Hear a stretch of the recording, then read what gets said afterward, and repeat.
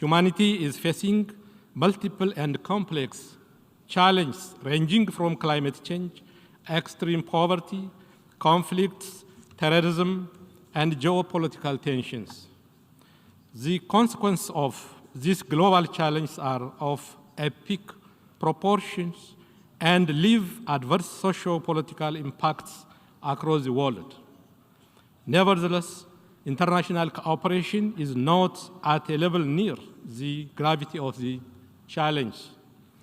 Although climate change and the resulting extreme weather conditions occur throughout the globe, the crisis largely affects the minimally resilient and the least responsible for causing the problem.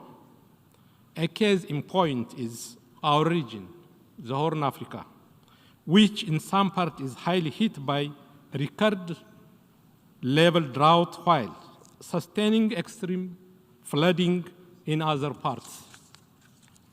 Mr. President, climate disaster and its insufferable impacts are preventable. I therefore make an urgent call to all states gathered here to translate rhetoric into action. We must realize our climate finance commitments to build resilience and mitigate impact. We should act to meet our emission reduction targets. This requires focused coordination, non-politicization, avoidance of securitization, and good faith cooperation among all stakeholders. I must emphasize, Africa is not responsible for the historic emissions that caused the climate crisis. Yet, we are the ones making the most tangible contribution to mitigate the impacts of climate change. In Ethiopia, our afforestation program, the Ethiopian Green Legacy initiative, saw the planting of billions of seedlings and created a strong culture of afforestation. We are also on a path to sustainable energy transformation and green growth. These proactive programs deserve recognition and tangible support. Mr. President, we have a shared planet and a common destiny. Overcoming our collective challenges require concerted efforts and trusted global leadership.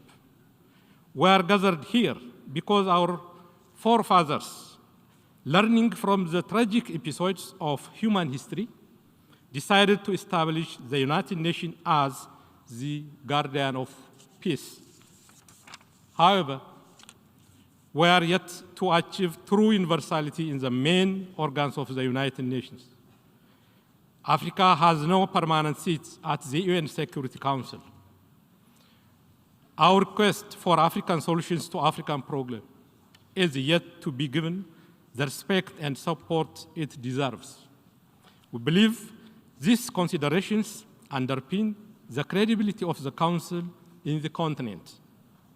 African problems are sustainably addressed when approached in the true context of the region and take full account of the strategic interests and aspirations of the countries concerned.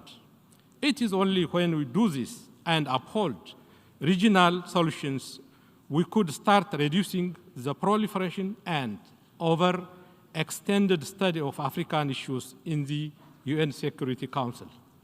Mr. President, for the past 4 years, Ethiopia has made significant progress in its socio-economic development and democratization. These years have also been compounded by challenges that tested our survival as a nation.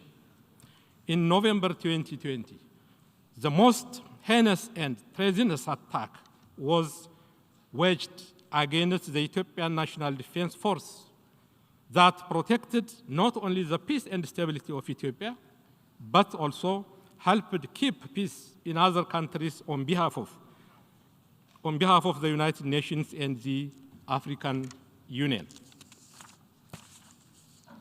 The criminal group that remains hell-bent in destroying societal foundation of our country, colluded with external actors opposed to our development aspirations.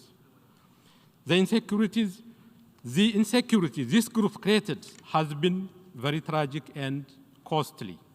Yet, the government of Ethiopia has earnestly tried to avoid this conflict. Regrettably, our efforts to prevent the conflict from igniting were not successful.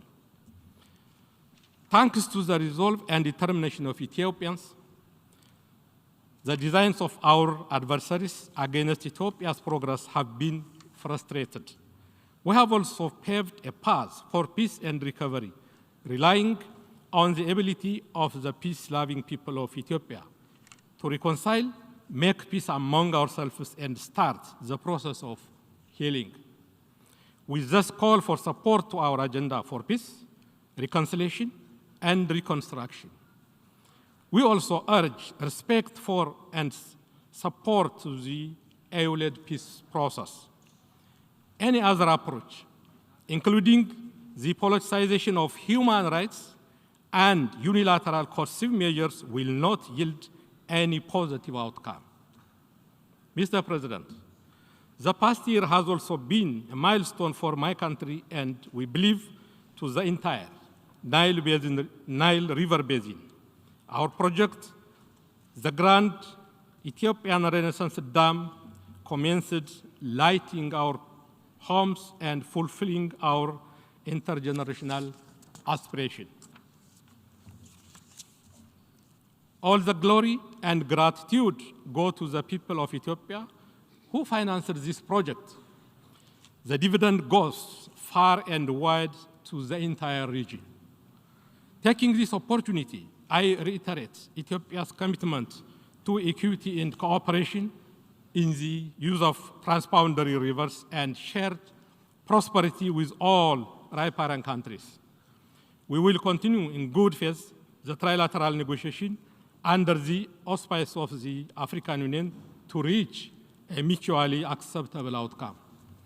Mr. President, over the past 3 years, the implementation of the Sustainable Development Goals encountered serious setbacks. The global COVID-19 pandemic has tested our health system. Global trade in goods and services was halted, causing a great deal of loss to our economies. The response by international financial institutions has been below the required level and did not account for the special vulnerability of least developed countries. As the Secretary General of the United Nations put it, it is necessary to turbocharge the implementation of the SDGs. We call for enhanced focus and support to national efforts to improve agricultural and manufacturing productivity, increase investment, facilitate technology transfer, foster fair trade, redouble debt cancellation, and restructuring and enhance international finance for national priority projects. Furthermore, we should enhance the efforts to combat illicit financial flows, unlawful extradition and trade of minerals and corruption. Africa's youthful population and its vast natural resources should be a source of growth and better jobs. Africa can be the showcase for green and sustainable development. It can feed and power itself and the world. This requires reform of the global financial architecture to ensure more equitable, speedy, and collaborative cooperation based on the needs and potential of least developed countries.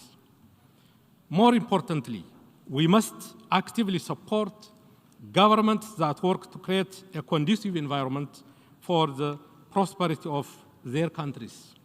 In addition, Africa's effort to chart its destiny must not be complicated by big power competition.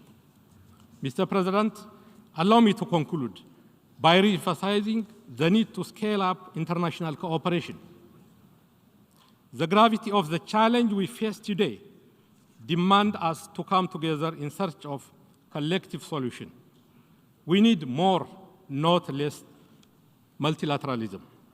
We shall continue to uphold our cardinal principles of independence, impartiality, integrity, non-interference, sovereign equality, and non-selective to maintain a working multilateral system rooted in the Charter of the United Nations.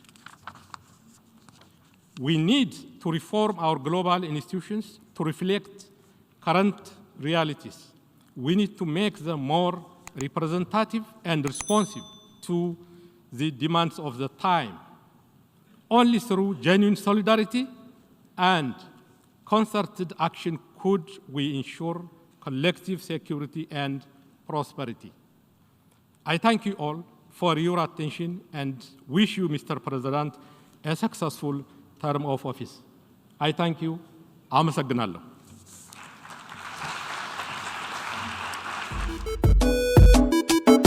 I'm a king, yes, I'm a king.